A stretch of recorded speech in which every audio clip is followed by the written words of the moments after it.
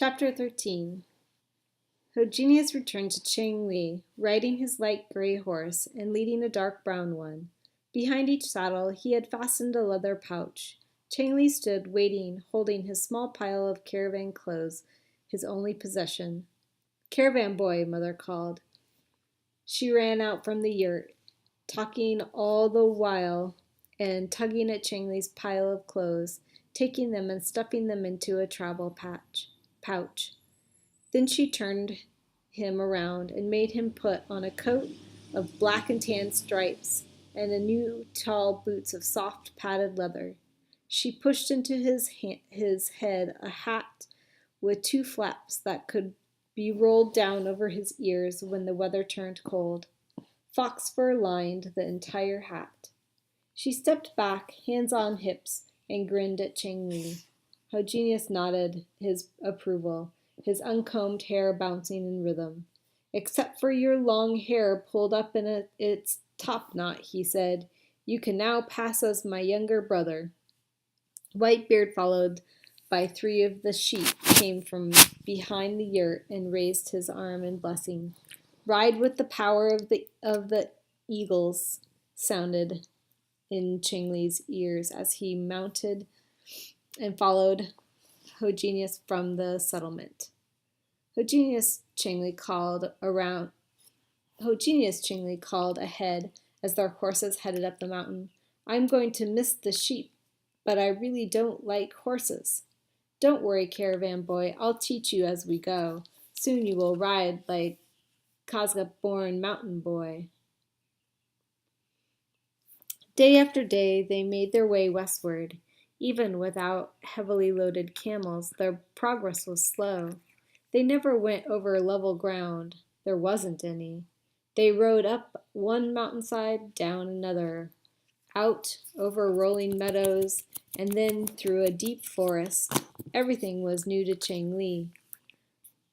Hogenius rode beside Chengli, teaching him to ride while yelling directions and encouragement.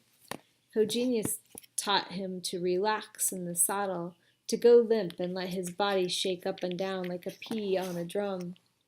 It felt strange, but Chengli's muscles stopped aching. Gradually, Chengli gained confidence and lost his fear of the horse. The rough mountain terrain held no more surprises.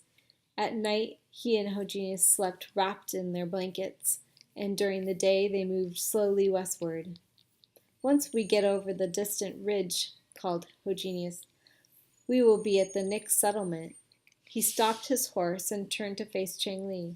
"They are the relatives of my mother, and I will leave you with them. I will return home. My cousin Tokta will take you farther west. I'll miss you, caravan boy." Chengli gazed at Hogenius. He understood he was to be handed over to someone new at each settlement, and they would guide him on to the next, over and over. But he didn't like that idea. He kicked his horse and trotted ahead, turning his back on Hogenius. "I don't want to be with new people all the time," he held over his shoulder. "I'll have to explain about the princess over and over and over." He rode his horse in circles, fuming under his breath. Suddenly he turned and rode back to Hogenius.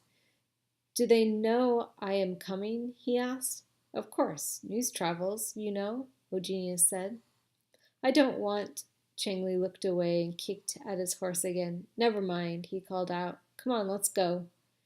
The next valley opened before them, but instead of a settlement, they saw only one single yurt sitting in a clearing surrounded by towering trees.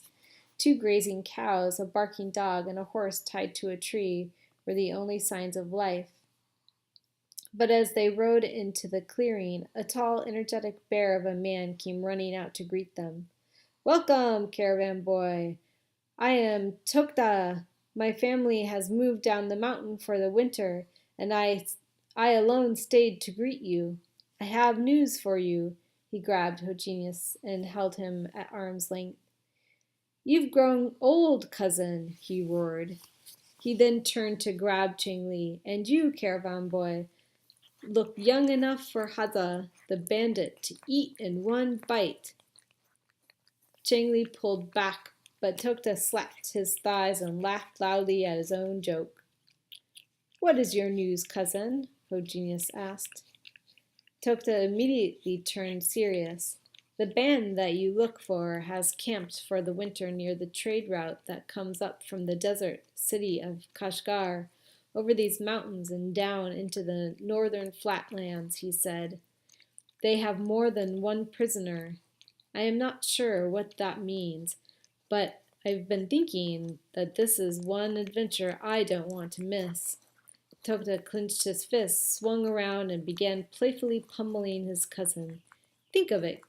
A caravan boy will try to outwit Haza, king of the bandits." "Are you sure you want to be there?" Chengli asked. He grinned as he watched Tokta's frantic fist fight.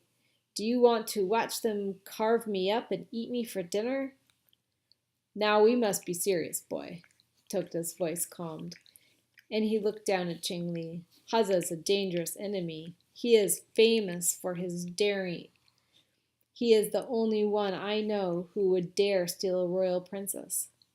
"Cousin," Hogenius interrupted, looking at Tokta, "your idea is a good one, staying with Caravan Boy, I mean. We can joke about Haza while we are far from him, but when we get near, it won't be a joke. I too think this is an adventure to be remembered. I am not needed at home during the winter. Let us both stay with our caravan boy and see who wins the contest." Thinking often of the powerful bandit Haza and what he might do once they meet up with him, Chengli rode with Tokta and Hogenius westward towards the heavenly mountains. Mile after mile fell behind them, and still they rode westward.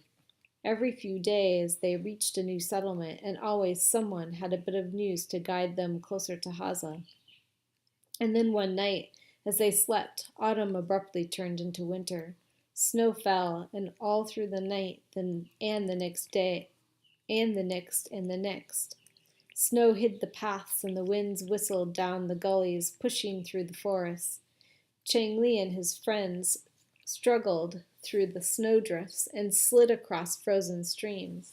When raging storms blocked their travel, they stayed snug in friendly yurts for days or weeks.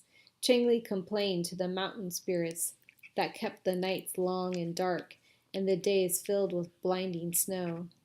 He paced back and forth in the small circle of the yurt.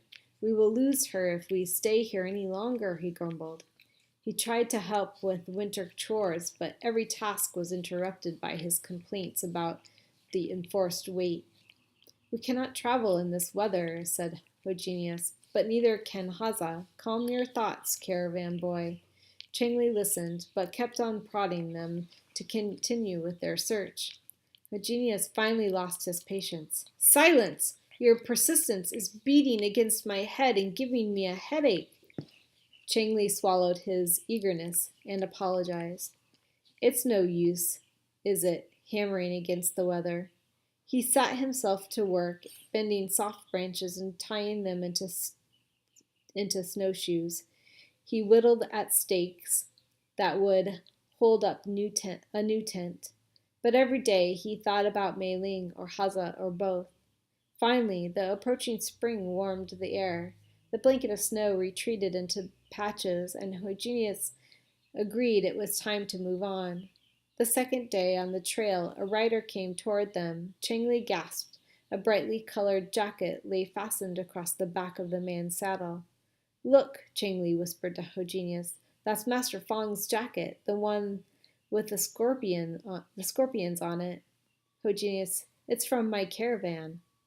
Hogenius motioned for Chengli to be quiet and turned his attention to the approaching rider. The stranger spoke first. "News has reached us that you will not want to hear," he said. "Haza's band will host the annual spring gathering of all the nomads. The families are eager to come together. They have much to barter, trade, and much news to share. It's Haza's turn this year to be the host, and, bandit though he is no threat to his own people. This may be good for you, for the gathering will force Haza to stay in one place long enough for you to catch up with him. But when it's over, he plans to head north over the mountains to sell his prisoners in a northern land where no one will recognize them or try to save them. Sell them? Chengli burst out. My princess came from the great imperial palace. She cannot live. I know she cannot live if she is someone's slave. Chengli turned from the messenger to Tokta. Let's go, he begged. I've got to find her. He yanked on the reins and his horse reared up. No, yelled Hogenius. Stop. Chang Li felt the muscles in his face pull into knots. I can't wait, he cried. I've got to find her before it's too late. Hogenius reached out and caught hold of Chang Li's horse. Caravan boy, if you move without thought, you too will be a prisoner of Haza. Think first. Chang Li didn't want to listen, but Hogenius' grip left him no choice. He rode beside Hogenius and slowly grew calm. What will you do? Asked Tokta. Just ride in there and say, I've come for the princess. To go without a plan is not brave. It's reckless and foolish. Changli didn't answer. When they stopped that evening to make camp, Changli remembered the stranger's words. What's a gathering? He asked. The clans get together to trade things and hear the latest news, answered Tokta. It's a time of seeing friends and relatives. There will be crowds of people, hundreds of them, with their horses and their children. There will even be a horse race for the young people. For the men, there will be a contest on horseback, the dispute of the goat, said Hogenius. The skin of a dead goat is stuffed with straw, and each man tries to capture the goat and carry it to the flag. The game needs many riders, says Tokta, and no one wants the game to end. They will grab the goat and never let it get near the flag. They tackle, grab, beat, and swing from one horse to another, back and forth, till men and horses are all exhausted. Chengli listened and tried to imagine the excitement. It will be hard in the crowd, he said, to find my princess. Whitebeard said I must have a plan, but I think and still have no plan. Wait, caravan boy, Tokta advised. Wait until you see the valley and the people. Some plan will come to you. I've been thinking, Chengli said. If we get all the news about Haza, doesn't he get news about me? Probably. What will he do? He will laugh, caravan boy, Tokta said as he poked at the campfire. He will say, what can one caravan boy do against Haza the Great? Chengli looked at Tokta. Tokta looked at the fire. Then what? Chengli asked. Tokta sat silently, and then he opened his large palm, looking puzzled. I don't know. Chengli sat fidgeting as the silence lengthened. Maybe, he said, maybe Haza won't recognize me. He will watch for a boy from the Middle Kingdom. I dress like the Kazga. I ride like the Kazga. You still have long hair tied up at the top of your head like the men of the Middle Kingdom. That will give it away. Then cut it off. Chengli reached up, untied his topknot. His long hair fell below his shoulders. Now? Now.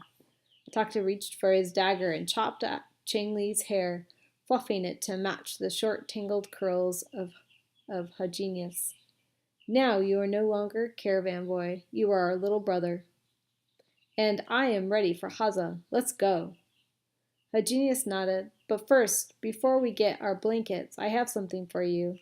He went to his pack and pulled out a bundle. Here, he said. Return this to your master when you see him again. His jacket?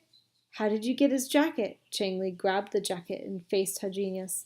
The jacket had been tied to the stranger's horse. Either Hogenius had bought it, not very likely, or somehow he had stolen it right off the horse. They think stealing is a game, Chengli thought, but stealing is just wrong. Why couldn't you bargain for it? Chengli asked. Why did you have to steal? He stamped his foot and accidentally smashed his toe against a log. Kicking the log out of his way, he threw Master Fang's jacket to the ground. I don't want this, he hissed. I didn't steal it in the desert, and I won't steal it now. His voice rose and cracked. He banged his fist against Tokta's chest, harder and harder. I lost my best friend because I wouldn't steal with him. His fists kept pounding. My father was an inspector, he gasped. An honest inspector. He never stole anything, anything.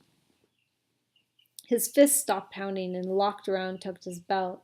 He peered into Tokta's dark eyes and screamed, I am his son!